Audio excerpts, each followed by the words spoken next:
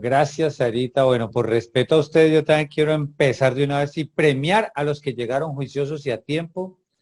Entonces, en las próximas 5 horas que vamos a estar aquí sentados, pues va a ser una gran experiencia. No, mentira, no, 5 horas tampoco. Qué pecado con ustedes, papás, trabajando todo el día. En cambio, uno aquí sentado sin hacer nada, pues ¿cómo se les pide a ustedes, papás? No, mentiras.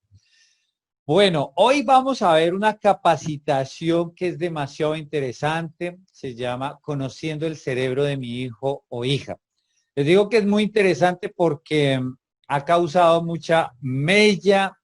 Los papás quedan asombrados, unos hasta se enojan conmigo. Y bueno, finalmente pues el asunto es como que podamos es encontrar la manera de poder llegar a nuestros niños y al cerebro de nuestros niños.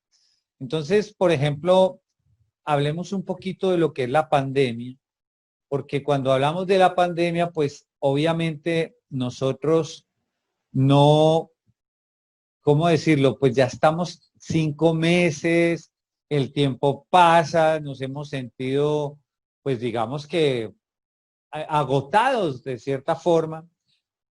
Felicitar a los papás porque de pasar a ser los proveedores y tan solo formadores en algunas horas, pues ahora han tenido que estar tiempo completo y hasta de alguna manera hacer algunas actividades que los profesores tienen que hacer. Entonces, lamentablemente por las mismas circunstancias de lo que es la pandemia, pero algo que me parece a mí importantísimo es que ese esfuerzo se verá premiado o, y ahí sí, por eso es que digo que puede que no guste, o no se verá tan premiado y a largo plazo se va a ver algo muy grave, muy triste. Y por eso pongo esta frase aquí que dice, enseñar sin saber cómo funciona el cerebro es como querer diseñar un guante sin nunca haber visto una mano. Esto lo dijo en los años 80 Leslie Hart. Y ahora es muy cierto, o sea, si uno no sabe cómo funciona el cerebro, lamentablemente, queridos papás y mamás, pues no vamos a organizar bien la vida de nuestros muchachos, sino que vamos a cometer muchos errores. Y eso es lo que yo les quiero mostrar precisamente hoy, aunque ya hemos hablado algunos de estos temas, me voy a centrar en todo o la mayoría que sea nuevo para nosotros, o si no es tan nuevo, verlo desde un ángulo completamente diferente. Entonces, aquí yo, antes de empezar, quiero preguntarles, ¿me escuchan bien? ¿Todos están bien? ¿Me pueden ver? ¿Todo está bien? Perfecto, muchas gracias. Gracias, don Ángel. Gracias a las mamás. Bueno, entonces, ¿qué vamos a hacer? Lo que vamos a hacer es empezar a mirar, si ustedes miran la parte inferior de su pantalla, tenemos el cerebro reptiliano. Todo niño cuando recién nace, bueno, pero antes hago la claridad. Vamos a hablar del cerebro triuno, que es ver todo el cerebro, pero para verlo pedagógicamente hablando, lo que vamos a hacer es verlo por partes, como decía el descuartizador. Pero eso verlo por partes es mirar la primera etapa del niño, o sea, todo niño, como ustedes pueden ver aquí en la esquinita, en la parte de abajo dice de 0 a 3 años, de 3 a 5, de 5 a 8 y de 8 a 12. Esa es la etapa en que más predomina, o sea, todo el cerebro funciona, pero predomina el cerebro reptiliano. Y ahí es la clave, porque ahí están Sara, bueno, están todas las profes de kindergarten ayudando, porque ellas se graduaron, hicieron un curso, hicieron todo lo que se tiene que hacer para conocer el cerebro y estimular específicamente las áreas o en las edades que corresponde al niño o a la niña. Entonces, fíjense lo importante que hacen ellas. A veces nosotros como papás no sabemos qué es lo que hay que estimular o cuándo hay que estimular, sino que, pues yo me acuerdo, mis papás eso nunca pensaban, ay, tiene de 0 a 3 años, venga a ver, le estimulamos la conciencia de sí mismo. No, eso no se sabía en esa época. Que coma el pelado y que duerma el pelado y que vaya al colegio y ojalá no moleste y con eso ya estoy tranquilo. Pero ahora no, ahora se han dado cuenta los científicos que cada etapa tiene un estímulo específico y que eso puede hacer que el muchacho sea mucho más exitoso de lo que logramos nosotros, los viejos de mi época, pues cuando yo era joven hace mucho tiempo. Entonces, ¿a qué quiero llegar, queridos papás? Que hoy nos vamos a centrar en el cerebro reptiliano, y cuando hablo del cerebro reptiliano, pues es hablar de cosas muy serias, porque todo lo que se haga mal ahora, todo lo que se haga mal ahora va a repercutir en la pubertad de sus hijos. Y ahí empieza a funcionar el cerebro límbico. Aunque como les digo, todos los tres cerebros funcionan, pero predominará el cerebro límbico, que son las emociones en la pubertad. Y si no hicimos un buen trabajo en esta etapa, pues nuestros hijos lamentablemente van a sufrir, se van a sentir mal, se van a sentir que no se ubican en la vida, van a salir de la profesión, van a tener en el amor muchas tropiezos, o sea, les van a pasar muchas cosas si no se forman bien. Entonces, yo ya sé que hablé mucho la vez pasada de ese proceso formativo y de que nosotros cuando estamos en el vientre de la mamá también se sufren unos estímulos, que de los 0 a los 3 años el niño adquiere su identidad, o sea, su conciencia de sí mismo. ¿Y qué significa la conciencia de sí mismo? Que cuando nosotros nos vemos al espejo o pensamos, sabemos que pienso conmigo, o que si me miro al espejo es que ese soy yo, ese de barbita entre blanca y negra, ese soy yo. Pero muy diferente le pasa a los animalitos. Fíjense lo interesante. Un perrito, un gatico, una vaquita se puede mirar al espejo, pero no sabe qué es ella. Al contrario, siente amenaza o siente amistad, depende, pero no sabe qué es ella misma.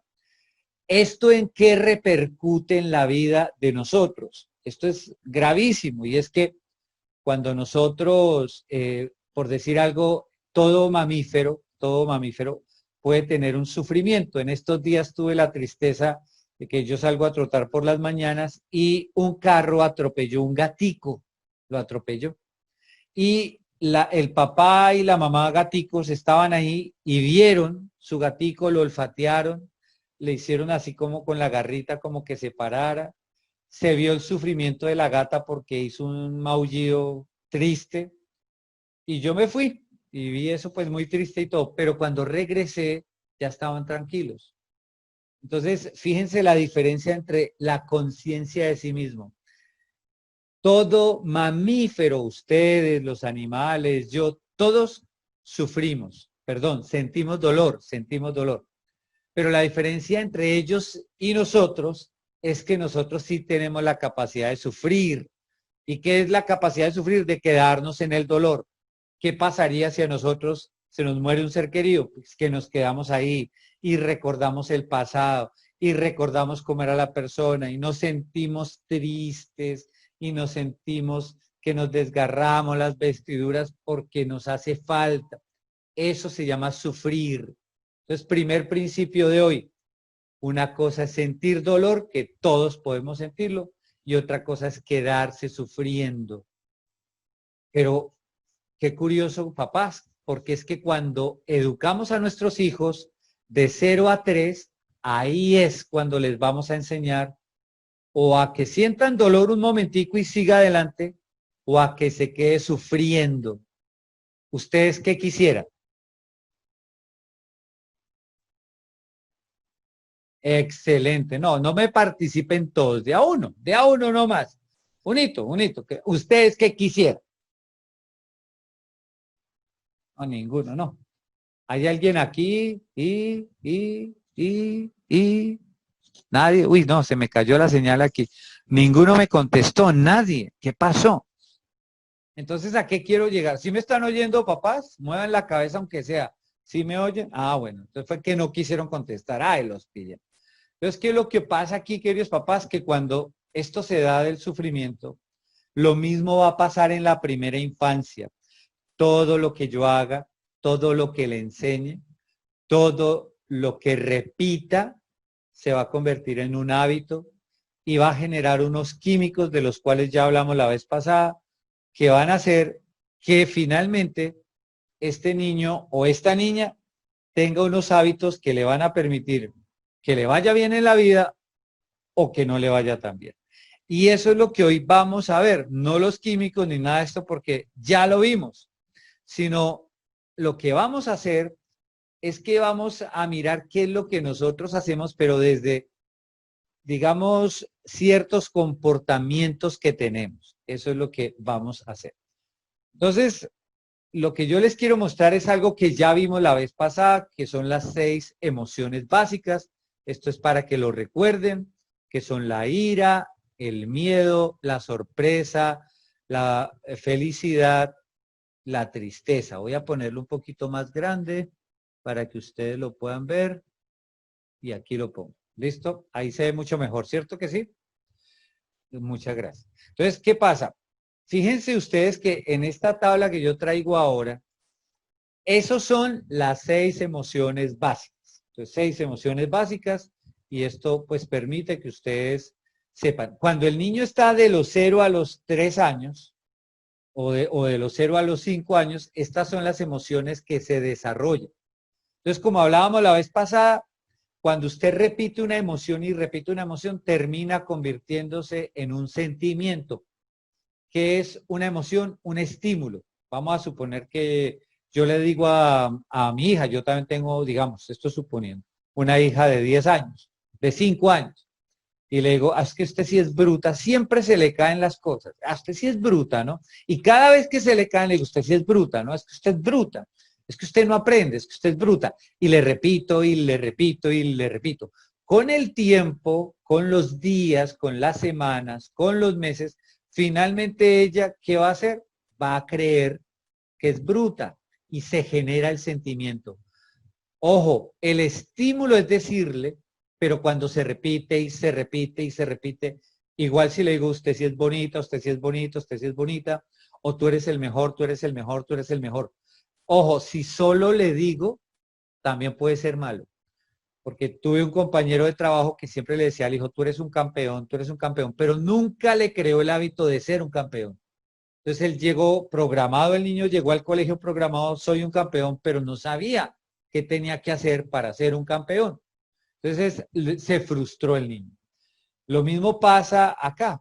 Cuando yo repito y repito, se vuelve un sentimiento y el sentimiento lo que hace es que finalmente se interiorice, se crea aquí algo para toda la vida. A eso es a lo que nosotros podemos llamar ya el indicio a lo que es una personalidad. Entonces, de los 0 a los 5 años esto pasa. Y todo lo que usted le diga al niño y todo lo que le diga a usted que merece o no merece, es que conseguir plata es difícil y lo repite, se lo va a creer y va a cargar con eso el resto de la vida. Alguna vez conocí a una señora, una profesora ya de varios años, que fue muy maltratada en su infancia y era una persona muy insegura de sí misma porque le pegaron, le decían bruta, le reforzaron lo negativo y ella siempre creyó que ella no valía la pena ni merecía nada. Entonces, fíjense lo importante de esta primera etapa. Pero entonces vamos a ver una cosita, por ejemplo, en la felicidad, si ustedes miran ahí en la pantalla, la felicidad genera un neurotransmisor que se llama endorfina. Ese neurotransmisor es maravilloso porque si yo todo lo hago con felicidad, pero no quiere decir que a toda hora tenga que estar feliz y el niño riéndose a toda hora porque pues tampoco, pero con paz en su corazón, con un buen estado de ánimo, pues generará endorfina. ¿Qué es la endorfina? La endorfina es todo lo que me hace sentir bien. Por ejemplo, usted va a ver una película que le gusta, usted siente emoción, siente endorfina. Si usted tiene una pareja y está muy enamorado o enamorada, pues lo que va a ver es en esa pareja le va a generar endorfina, alegría, esperanza. Si usted es amante del deporte y se va a jugar en lo que le gusta, generará endorfina. O cuando usted trabaja y le gusta eso que hace, genera endorfina. Fíjense cómo se genera la endorfina. Pero ¿podemos enseñar desde la endorfina? Claro, haciendo sentir bien y haciendo sentir seguros a nuestros hijos. Entonces, de los 0 a los 3, de los 3 a los 5, de los 5 a los 8, de los 8 a los 12, la prioridad es eso, que nuestros hijos estén seguros, confortables.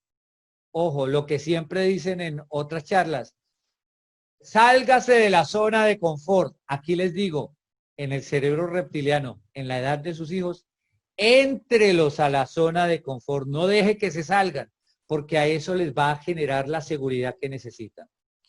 Entonces aquí ocurre que desde la endorfina usted puede trabajar una vida mucho mejor. Miremos la tristeza, por ejemplo. ¿Qué hace la tristeza? Pues la tristeza sencillamente son dos neurotransmisores, que uno es la serotonina y otra es la noradrenalina. Estos dos combinados lo que hacen es que uno vea la vida desde un ángulo. Y ojo, la tristeza se la inventaron pues con el fin de que podamos hacer un duelo. En el amor, cuando se acaba una relación, lo mismo, hacer un duelo, incluso motivarnos, porque cuando estamos tristes necesita el cerebro generar los químicos para salir adelante. Eso es importante.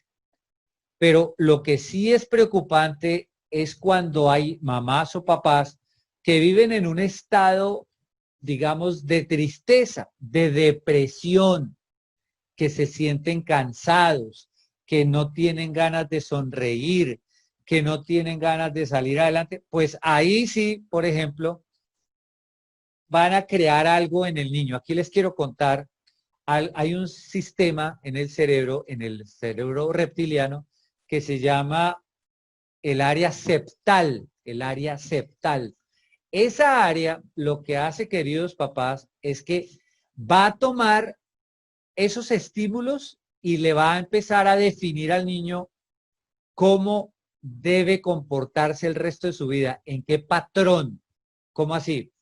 Que si la mamá es una persona depresiva o que si el papá es un tipo irresponsable, eso lo toma el sistema eh, ventral, y lo que hace es que sencillamente le empieza a dar el tono de vida. Entonces ahí es cuando usted encuentra a las personas que a toda hora se están riendo, el que a toda hora es con el chistecito. Hola, ¿cómo le va? No, qué gusto. No, mano, eso no haga caso. Ay, es que el que a toda hora es dicharachero, esa es una forma de asumir la vida. Pero también está el que a toda hora es callado. ¿Cómo le va? Sí, bien, no, ahí voy, no, pues bonito, sí, sí, señor. Porque todo esto lo que hace es que vaya el niño tomando una, dándole color a la vida de alguna manera. Y esto es importantísimo. ¿Cómo somos? Ya no se trata de qué es lo que yo le digo al niño o a la niña, sino cómo soy yo, porque él está tomando el ejemplo de lo que yo soy. Entonces ahí es donde tenemos nosotros que empezar a pensar realmente qué es lo que tenemos que hacer y cómo hacerlo. O sea, no hablar, sino ser el ejemplo de nuestros hijos. Esto es bien importante. Ahora, cuando ocurre esto en la tristeza, pues tenemos es que empezar a ayudar a que se genere endorfina, la felicidad. Lo que hablábamos de la pandemia, un niño encerrado es un niño que se empieza a llenar de ansiedad y o le da tristeza o le da ira, cualquiera de esas dos, o combinaditas también. Y empieza a desesperarse, a ser inquieto, a ser cansona, a no seguir la norma. A veces miden al papá y a la mamá, y cuando miden al papá y a la mamá, entonces ya saben por dónde se van y empiezan a ser los pequeños tiranos, y a veces pues simplemente son juiciositos. Pero ahora en la pandemia lo que tenemos que hacer es llevarlos siempre a que estén en todas las emociones, que sientan endorfina, que vean una película y sintieron un momentico la tristeza, que haya sorpresa. En cuanto al miedo, pues sí, preferiblemente no. Ira, pues tampoco. Pero ellos sí sienten ira, por ejemplo, cuando pierden un juego de un rompecabezas o algo que hicieron y, ay, ¿por qué me ganó? Eso ya para ellos es ira, entonces pues es normal, eso no le va a producir ningún trauma ni nada, al contrario, le va a ayudar a saber sentir. Lo que sí tenemos que hacer en la casa es que ellos identifiquen lo que sienten, que entiendan lo que sienten y que vayan analizándolo, porque la pubertad eso les va a ayudar para cuando llegue el noviecito o la noviecita, que entienden lo que sienten y por lo tanto saben tomar la decisión de alejarse o de quedarse. Eso es lo que se hace ahí. Hasta ahí, ¿cómo vamos, papás? Bueno, veo a don Ángel Mora, no más. A doña Wilber, Alberto, no, no. ¿Cómo está? ¿Bien? ¿Sí, sí vamos bien? Bueno, ¿a quiénes más veo? A ver, a doña Juliana Zapata. ¿Cómo vamos, doña Juliana? Bien. Muy bien, gracias. Muchas gracias. Don Tiago Cardona, ¿cómo vamos? Bien, bien, sí señor, muchas gracias. ¿Tienen preguntas? Este es el momento. Y doña Estela Mejía también. Ahí ya me alista. Bueno, listo, sigamos. Entonces, ¿qué vamos a hacer, queridos papás? Pues que aquí tenemos que entrar a mirar ya, pues todo lo que pasa cuando yo no hago como las cositas bien. Y ahí es donde viene el problema que yo puedo tener. Ay, ay, ay, aquí se me bloqueó esto. ¿Cómo es que hago yo? Ay, Jesús, María José. Ah, ya, listo. Entonces, fíjense acá que el segundo círculo ya habla de las emociones secundarias. Esos son los sentimientos. Cuando yo ya empiezo a hacer que el niño se siente y se sienta culpable o sienta tristeza o sienta ira o sienta miedo constantemente por mi maltrato, pues lo llevo a que vaya desarrollando su personalidad, que ya es el último círculo, el más amplio, donde ya empezamos a mirar. Entonces vamos a mirar por cada una. Fíjense todo lo que podemos hacer nosotros con nuestros niños cuando no les damos realmente lo que ellos necesitan, los estímulos que ellos necesitan. Entonces ya les hablé de la felicidad, donde está la endorfina, pero fíjense cuál sería la personalidad de un niño en una emoción terciaria o ya la identidad, que se siente importante, no orgulloso, sino importante, que está confiado en sí mismo, que se siente respetado, que se siente, cuando dice provocativo, quiere decir que tiene que mostrar, que tiene cómo hacerse sentir bien o cómo se siente bien. Entonces, todo esto es bien importante. Y bueno, ustedes pueden leer el resto. Pero lo más importante, queridas mamás y papás, es que cuando nuestros niños ya empiezan a desarrollar todo lo que son estas emociones, pues finalmente ellos van a tener esa identidad. Lo mismo con la tristeza, lo mismo con el asco. Hay algo interesante con el asco, es que aún no descubren cuál es el neurotransmisor que corresponde al asco. Y con la ira, yo sí quiero llegar a la ira en este momento porque me parece importantísimo, y es porque ahí se genera la testosterona, tanto para el niño como para la niña. ¿Cuál es el neurotransmisor? La testosterona. Entonces hay muchos niños que se llenan de ira, sobre todo en esta etapa de la pandemia, porque hay mucha ansiedad. Casi siempre cuando una emoción se empieza a deformar, se deforma en una herida emocional. Esa herida con la ira es una herida que tiene que ver o con el rechazo o con la traición. ¿Sí? Esto es bien importante. El rechazo es cuando la persona no es aceptada, que ya lo hablamos la vez pasada, se fue el papá, ese es un tipo de rechazo. La mamá consiguió novio, ese es otro tipo de rechazo. La mamá cambió de novio, ese es otro tipo de rechazo, etcétera, etcétera. Y el niño no se siente suficiente para su familia. O la traición es cuando lo ponen en evidencia constantemente. Ay, mire que Juanito hizo esto, qué risa, jajajaja, ja, ja, ja, y siente que su intimidad se ve vulnerada y eso hace que lamentablemente él empiece a desarrollar pues este tipo de situación. Entonces, eso con la ira es fundamental y eso va a crear personas que a futuro, lamentablemente, pues van a estar completamente muy heridas y desde el amor van a sufrir, desde lo laboral van a sufrir. Trabajo en este tiempo con varios casos de personas que me consultan porque de pequeños recibieron mucha traición o mucho rechazo, incluyendo la muerte del papá o de la mamá. Entonces, esto ha hecho que el cerebro crezca cojito, por decirlo de alguna manera, y entonces ahí es cuando ya tenemos que el niño o la niña reacciona, pero eso se da es en la pubertad. ¿Cómo podemos hacer que esto funcione? Ya lo vamos a ver ahora.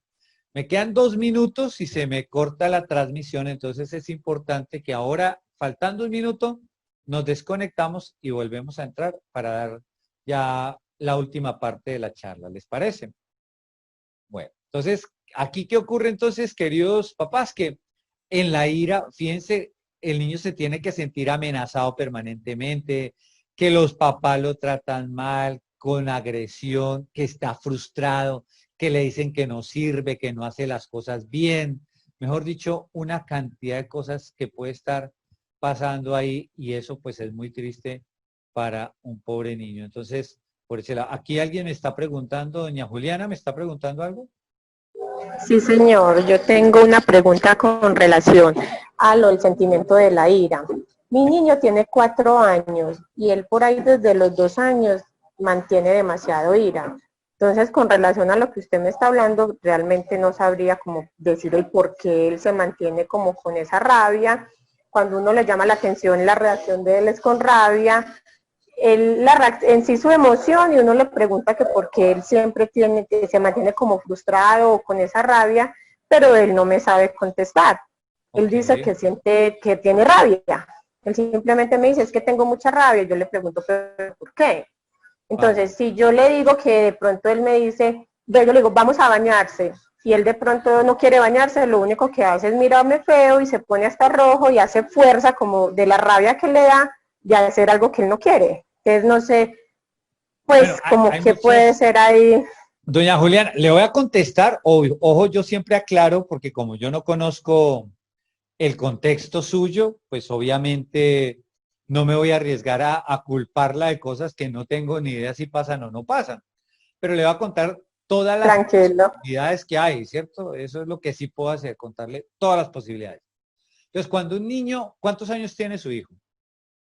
4 años. Cuando un niño tiene rabia, voy a hablar primero la más normal de todas es cuando el niño entre juego y chiste, cuando tomó algo de conciencia, empezó a ver que si se hacía el bravo, más rápido le daban las cosas.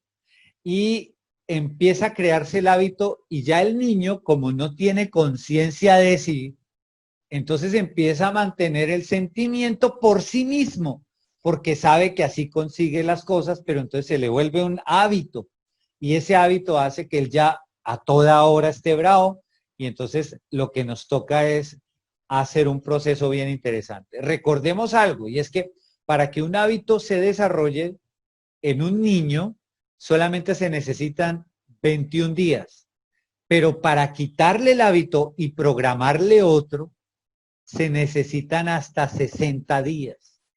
Fíjese la cantidad. Entonces, esto es muy importante saberlo. ¿Por qué? Porque sencillamente lo que pudo pasar, estoy hablando del primer caso nomás, lo que pudo pasar es que puede que se haya quedado en ese estado de conciencia que es, si me hago el bravo, me dan las cosas.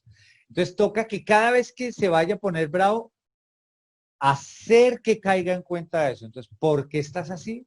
Espera, paremos y vas a analizar cómo estás tú. Tiene 4 añitos, ya puede hacerlo. Entonces, vas a analizar cómo te sientes. Dime ahora cómo te sientes. Estoy enfadado. Bueno, ¿por qué estás enfadado?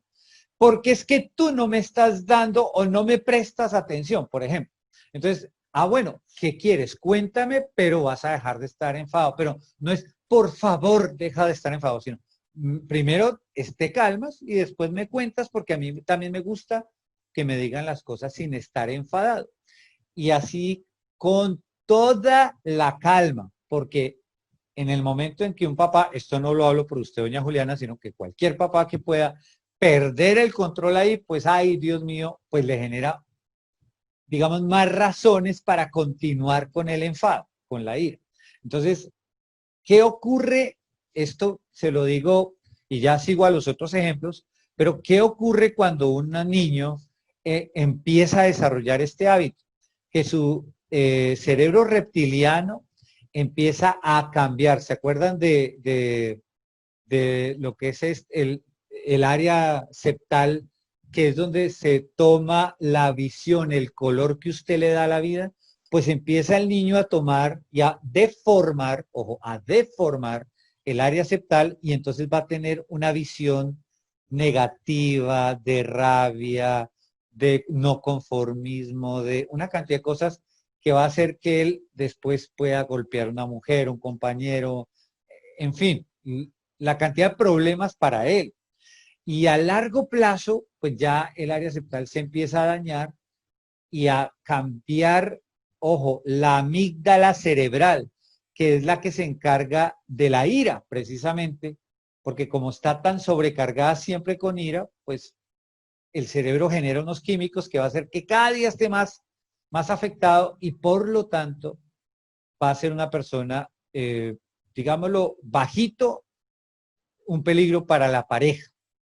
Entonces eso no va a ser bueno. Ahora, si usted le suma, esto tampoco lo sé, no tengo idea, pero si usted le suma que, por ejemplo, usted fuera sola, que no está con el papá, esto es un ejemplo, eso también ya le afecta mucho más, como lo que hablábamos la vez pasada, que hace que el niño no tenga la posibilidad de desarrollar ese complejo de Edipo, y entonces ganó y le ganó al papá porque no hay papá, entonces no hay con quién luchar, y cambia el concepto de mujer y lo convierte en una cosa, mi propiedad, más la ira, entonces de adulto puede ser peligroso. Esa es una posibilidad. Otra posibilidad ya son un poco más violentas, es que haya sufrido golpes o haya visto golpes en la casa o haya visto situaciones que pues eh, lo va a llevar a imitar esas posturas. La verdad, pues casi, digamos que sí ocurre, pero no en todos los casos. Y casi siempre una mamá que le pasa eso no pregunta. Entonces, como usted preguntó, la descarto de una vez, porque por lo general por pena la mujer no va a preguntar, va a decir, no, aquí me pongo yo en evidencia. Entonces, yo pienso que puede ser un poquito la primera. Otra también es que con amiguitos, primos, hermanitos, compañeritos, ha sentido la tensión de, digamos, el reto de socializar. Entonces, hay niños que se les dificulta un poquito más porque eso va a otro órgano que es del sistema o del cerebro reptiliano, y ese órgano lo que hace se llama los ganglios basales. Ellos son los que me ayudan no solamente con la motricidad, sino con la seguridad en mí mismo en los primeros años de vida. Y si de pronto me he sentido ridiculizado o si me he sentido con bullying, puede que reaccione también con ira y por lo tanto me impongo porque estoy sobreviviendo. Aquí vengo a hablarle, voy a cambiar un momento de emoción y voy a hablar del miedo. Esto es ya para todos los papás, porque el miedo, aquí yo les quiero poner un ejemplo, porque es que el miedo es el que a mí más me preocupa, porque el miedo a veces se viste de tristeza o se viste de ira, incluso a veces de felicidad, en los niños de los 0 a los 5 añitos. Entonces, aquí les quiero contar una historia. Vamos a suponer que todos ustedes y yo mañana, yo los invito en mi jet privado. Si ustedes ven al fondo mío, yo ahora estoy en San Francisco, pero ya voy para Colombia. Y mentira, no. Pero resulta ser que hagamos una cosa, los invito en mi jet privado para que nos vayamos a África a hacer un picnic. Y llegamos a África y allá estamos felices de la vida. Y doña Juliana y don Ángel y todos llevaron comidita bien buena como para que nosotros disfrutemos bien rico pues este picnic. Y entonces, a que no saben qué pasa, llegamos y yo hice unos sándwiches de atún muy ricos, por cierto, muy ricos. Y llegamos ahí, nos sentamos y de pronto viene una jauría, o sea, como unos 10 o 15 tigres. Y esos tigres llegan y nos empiezan a rodear. Pero hay una salida. el cuerpo automáticamente, queridos papás, dice, aquí me pierdo, aquí ya yo no pienso en el otro, yo no pienso en mi sándwich de atún, yo no pienso en nada, yo salgo es a salvar mi vida y salgo corriendo a toda velocidad. Entonces salgo corriendo, corriendo, corriendo y todos los tigres detrás de nosotros y entonces yo veo que corro más que Juliana y Juliana me dice, empújeme, y yo digo, no, pero la empujes para el otro lado, hasta luego, que le vaya bien y sigo corriendo y así, pero el cerebro en ese momento tiene tanto pánico, estamos hablando del cerebro reptiliano, tiene tanto pánico que manda una orden y dice, o sea, el cerebro maneja el 20% de la sangre del cuerpo y hace esto, manda toda la sangre aquí, al esófago, a todo el esófago. Y entonces manda toda la sangre ahí para que desde el esófago se manejan la circulación de las extremidades inferiores. Entonces le da a usted más velocidad, pero al mismo tiempo manda una orden de desocupe todos los esfínteres que usted tenga, o sea, esfínter urinario, esfínter anal, o sea que usted, me van a perdonar lo que digo, pero soltó todo y eso es también una forma de defensa. Entonces, si el tigre, pues obviamente ese mal olor dice, uy, no, no, fuchi, no, yo no, no, eso está sucio, yo que me voy a ir por allá. Pero usted sigue corriendo y sigue corriendo. Pero, ¿qué pasa? ¿Usted pensó en los sándwiches? ¿Usted pensó en el picnic? ¿Usted pensó en quién lo invitó? ¿Usted pensó en el jet de quien lo invitó? No, no piensa en eso, no quiere salvarse. Entonces, ahora pasemos al niño, pasemos al niño. Imagínense ahora que sus hijos o hijas lamentablemente están, esto es una suposición, están en un ambiente hostil, que el papá le pega a la mamá o que la mamá le pega al papá o que el papá se droga y la mamá se emborracha o quién sabe qué cantidad de cosas. O además de eso puede pasar, bueno, no, pongamos ese ejemplo nomás. Y el niño entonces se va todos los días y todos los días el papá es violento con el niño, con la niña. Entonces, cuando llega a kindergarten, ¿qué va a pasar? Pues que el niño no se concentra o la niña, que no cumple con su motricidad, que no avanza, y Sarita y Marcela y todas las profes, los que van a hacer, pues van a decir, oiga, pero ¿qué le pasa? Y los llaman a ustedes, vea, ¿qué le está pasando al niño? Inmediatamente el papá, pero yo sí le dije que usted es brotas, que usted no sabe, que usted...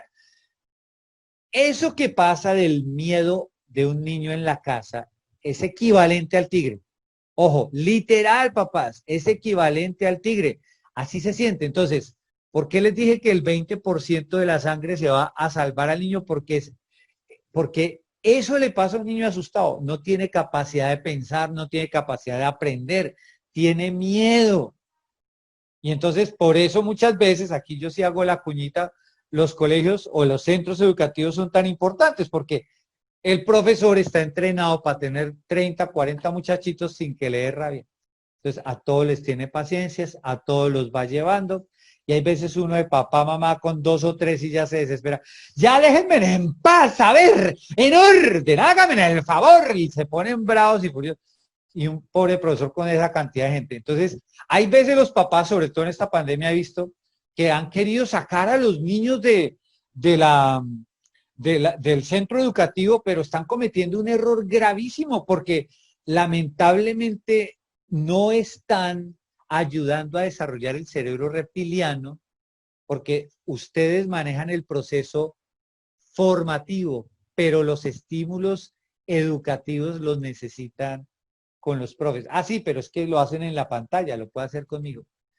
El cambio de autoridad es fundamental, porque los niños a los papás nos miden, en cambio a los profesores nos marchan, nos marchan, nos marchan. Pero entonces, miren la ira lo que hace, queridos papás, y es que un niño con bullying también reacciona así, con miedo, pero parece ira. Entonces, fíjense lo interesante lo que hace el miedo. Pero aquí entonces entro a la ira y al miedo. Cuando hay mucha ira o mucho miedo, entonces el cerebro, ¿qué es lo que hace? Dice, ojo, yo tengo es que sobrevivir. Mucha gente sobrevive. Su forma de ver la vida es sobreviviendo. Ah, volvamos a la felicidad, pura endorfina. ¿Usted cree que el que está en endorfina cree que tiene que sobrevivir? Absolutamente no. Ese se goza la vida. Pasa bueno con la vida. Mire la diferencia de concepto. Pero cuando usted quiere sobrevivir, entonces su cerebro funciona atrofiado, funciona mal. Eso va para nosotros como papás. Cuando yo me estreso, es que no hay para pagar para el arriendo, es que los servicios, es que la deuda, es que esto. Usted está viviendo para sobrevivir. Perdónenme, seré irresponsable para muchos, pero pues yo ya pasé esa situación. Gócese la vida, no importa lo que pase. Al fin y al cabo, si se la goza, trae mejor energía y las cosas siempre se solucionan. Pero entonces, ojo, cuando yo ya ando en miedo o en ira, pasa una cosa que se llama el secuestro de la amígdala. Y el secuestro de la amígdala es que hace que yo a toda hora esté así, completamente tenso, bravo, enojado, y el niño tiró un vaso. ¿Qué pasó? ¿Por qué lo hizo? Cuando estoy en endorfina, mi amor, ¿estás bien? Sí, bueno, vamos a recoger, ya, no pasó nada. Porque cuando estoy así, pues sencillamente es que hubo ese secuestro de la amígdala. Y saben que últimos estudios de la Universidad Pontificia Bolivariana demostraron que hay gente que se queda en el secuestro de la amígdala entre 40 y 60 años. O sea, viejitos vienen a caer en cuenta que no tuvieron que estar así. Yo no sé si ustedes conozcan un libro que se llama La muerte de Iván Ilich, que es de León Tolstoy, que lo llamaron el alma de Rusia porque hablaba todo lo que le pasaba al pueblo ruso en esa época. Y resulta ser que, ustedes saben por el título, La muerte de Iván Ilich, pues él era un juez y nunca disfrutó su vida, odiaba a su mujer, odió a sus papás, odió ser juez de la República y se estaba muriendo, ya que no saben qué es lo que le dice a la mujer antes de morir. Y si todo lo que viví fue un error, y se muere. O sea que él vivió en un secuestro de la amígdala. No gozó, no disfrutó, no pasó bueno. ¿Será que nosotros vivimos así? ¿Será que por imitación estamos enseñando a nuestros hijos a vivir así? Entonces, fíjense cómo tenemos que empezar a cambiar. ¿Recuerdan la vez pasada hablábamos de los hábitos? Esos hábitos son los que forman la química que hace que funcionemos. Y esa química de las emociones es lo que hace que nosotros funcionemos o no funcionemos. ¿Cómo les parece? ¿Fuerte? Pues para mí fue revelador cuando lo aprendí, porque yo decidí no volverme a afanar. Para nada. ¿Por qué? Porque necesito es gozar la vida, que haya endorfina en mí. Claro que hay momentos que me siento afanado. Por supuesto, yo soy humano, pero no dejo que las cosas me lleven y me esclavicen. Porque es que mi hija también me ve, mi hija también va a ver yo cómo soluciono las cosas, si voy a cargar y voy a estar secuestrado por la vida, o si voy a enfrentar y voy a tener la paz y la tranquilidad. Y bueno, si creen en Dios, también la confianza en Dios. Pero ¿para qué decimos que existe un Dios si no creemos en Él? Entonces, ahí es donde yo los invito a que miren desde la ira y desde el miedo el gran daño que nos podemos hacer. Y sin hablar de un neurotransmisor que se llama el cortisol. El cortisol es el que hace que se cuide nuestro cuerpo de las defensas. Y ahora con la pandemia, si andamos estresados, pues se baja el cortisol, se bajan las defensas y nos da cualquier gripa y fregados ahí con el coronavirus. Entonces, manténgase feliz, no se estrese tanto, disfrute la vida, disfrute ese ser tan maravilloso que le regalaron que se llama hijo o hija o esos seres, porque ellos traen el pan debajo del brazo, se los juro. Mire que cuando yo no he tenido para darles de comer, bienestar familiar les da de comer. No, mentira, estoy molestando. Los hice reír, bueno, eso está bien. Pero el asunto es que lo que yo les quiero decir es eso. Miren las emociones, pero nuestros hijos lamentablemente imitan lo que ven. Aquí la pregunta, cada uno se contestará. ¿Estoy manejando las emociones de manera idónea? ¿Lo estoy haciendo? Entonces ahora voy a mostrarles 3 tips, ojo, 3 tips para apoyar y no estorbar a mis hijos emocionalmente. ¿Los quieren saber? No, pero con esa emoción, no, yo no sigo. No, buenas noches. Dios los bendiga. Hasta luego. Póngalo, póngalo. Ah, bueno, listo. Ya, doña Juliana. Nadie más. O sea, no, estos papás. No, Dios mío. Pero es que, a ver, si todos no, Póngalo. todos, a ver, algarabía, hoy es viernes. Póngalo. Eso, así. Eso, muy bien, papá. Así es que me gusta. 3 tips. Vamos a mirar los 3 tips. Tome nota porque esto se pone bueno. Primero, mire lo que dice, que aquí yo mismo no me alcanzo a leer. Dice, inicia y termina procesos completos con tus hijos. Uy, ¿cómo así? Ojo, todo esto tiene que ver con el cerebro reptiliano. Volvemos a eso. Iniciar y terminar procesos completos quiere decir que todo lo que empiece con mis hijos, por Dios santísimo, se lo suplico, papás, no lo dejen a medias.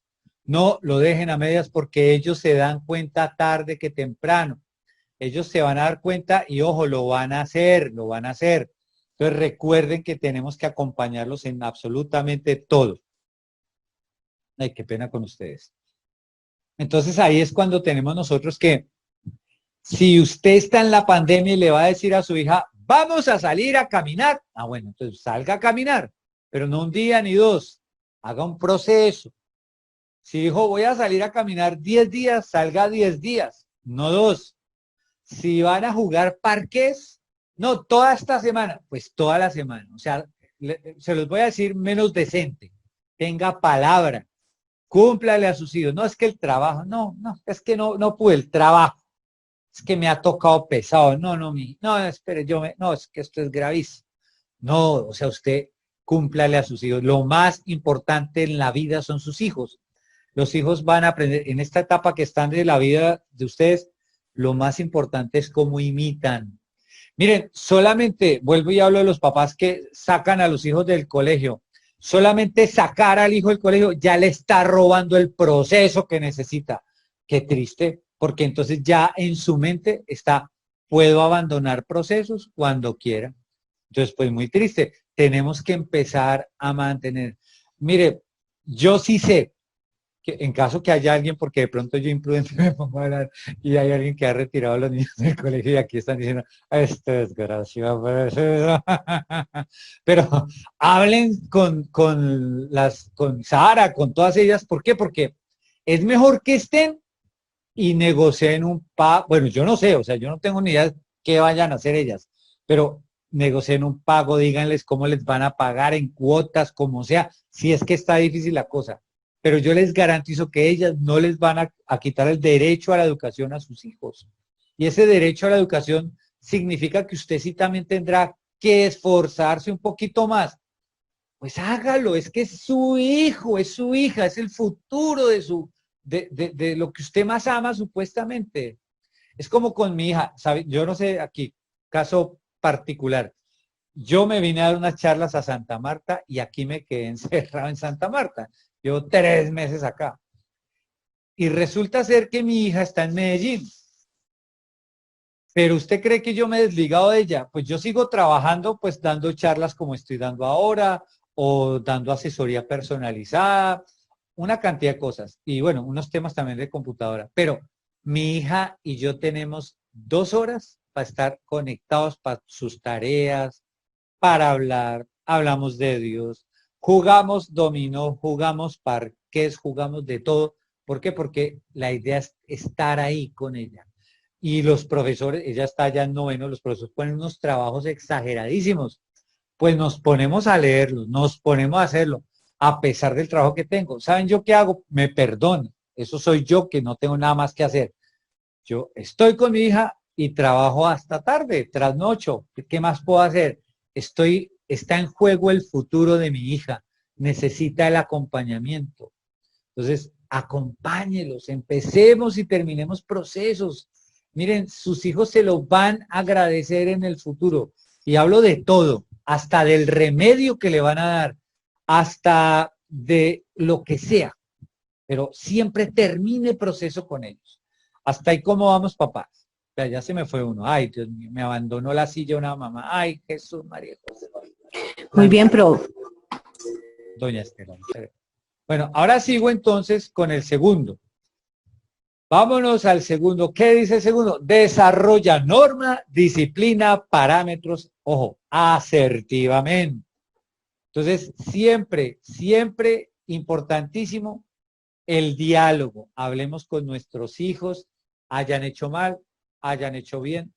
Ojo, con calma, hablemos con calma. Ellos son niños, ellos no planean regar el jugo, ellos no planearon rayar la pared, ellos están en su mundo y rayaron y tumbaron y votaron, pero ellos no lo planean. Hay que crearle los hábitos, la norma. Por ejemplo, en esta pandemia es súper importante que la norma esté siempre, porque entonces es cuando les digo que nos miden y hacen lo que quieren. Y entonces ya decimos, Dios mío, este niño se me salió de las manos, ¿qué es lo que pasó? Y voy a tocar un ejemplo que es similar a lo que me contó doña Juliana. Me pasó en un colegio que una mamá estuvo incapacitada como 5 o 6 meses porque se fracturó una pierna y el hijo tuvo que cuidarla, un niño de 9 años.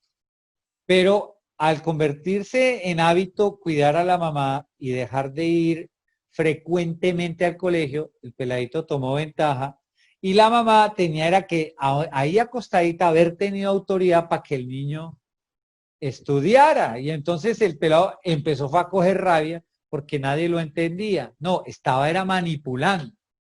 Y ahí es donde nosotros tenemos que hacer que los niños pues no nos cojan ventaja. Por eso deben haber normas. Por eso, digamos con mi hija, si hacía algo que no era lo correcto, simplemente me sentaba y le explicaba la primera vez. La segunda vez volví y le explicaba y le advertía, mi amor, tenemos 3 oportunidades todos en la vida. Te queda una, ¿qué vas a hacer con esa? No, papá, yo presto atención.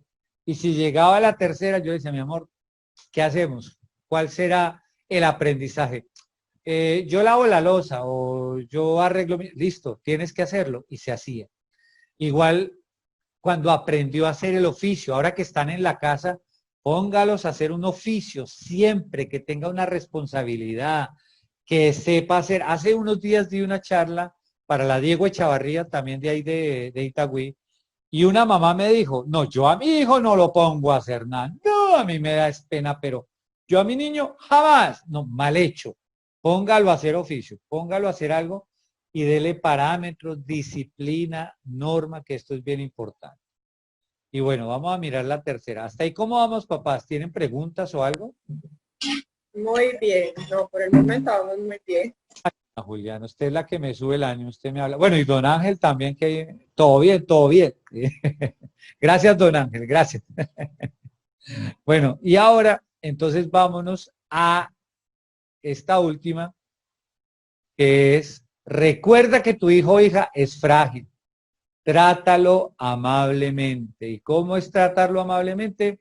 Cuando se enoje, le dice, ¿quieres salir en televisión? Sí, papito, sí. Bueno, entonces llama a Bienestar Familiar y que lo llamen a los niños, buscan su hogar y allá lo tratan amablemente. No, mentiras. Qué hombre tan desnaturalizado. Aquí creo que tengo una pregunta. Ah, no, gracias, doña Estela, muy amable. Entonces, ¿qué hay que hacer para tratarlos amablemente? Pues es asertivamente, con amor, con cariño, sean las veces que sean. Les quiero contar un secretico aquí. En estos días mi hija ya tiene 15 años y me preguntó por cosas de sexo. Pues yo ya soy mucho más abierto. Yo me acuerdo que cuando yo era joven y fui a preguntarle a mis papás, pues ellos sí se hicieron fue los locos.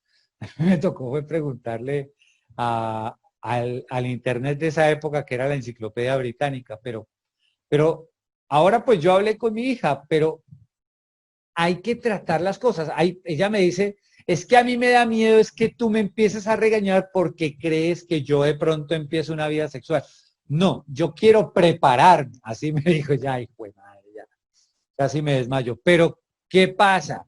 Uno sabe, o sea, es mujer, algún día tendrá que pasar esto, pues mejor que esté preparada y no regañada, no con miedo, sino que sepa hacer lo que tenga que hacer bien para protegerse ella para dignificarse ella. Lo mismo hay que hacer con nuestros hijos, pero en esta edad, chiquiticos, es en la medida que se sientan bien y que con disciplina los lleve a hacer lo correcto una y otra y otra y otra vez. Yo no sé si ustedes han oído la Biblia, que alguien le preguntó a Jesús, ¿cuántas veces debo perdonar, maestro? Y Jesús le dijo, 70 veces 7. Lo mismo toca con los hijos. ¿Hasta cuándo le enseño a mi hijo? 70 veces 7, o sea, multiplique 70 veces el 7. Y ese es el número de veces que debe enseñarle con paciencia todas las veces que sean necesarias, porque son un regalo de Dios, son la prolongación de nosotros, van a ser mejores que nosotros. Y yo espero que ustedes no los traumen, no los dañen con el mal genio, sino que los amen con disciplina, con norma, con parámetros, pero que siempre terminen procesos. Acostúmbrenlos a terminar esos procesos y les garantizo que van a tener niños no solamente sanos emocionalmente, con las funciones de su cerebro geniales, sino que van a salir adelante. Recuerden, y aquí sí es verdad lo de bienestar familiar.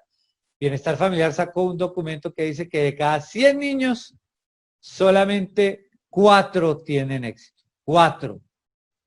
¿Será que su hijo va a tener éxito?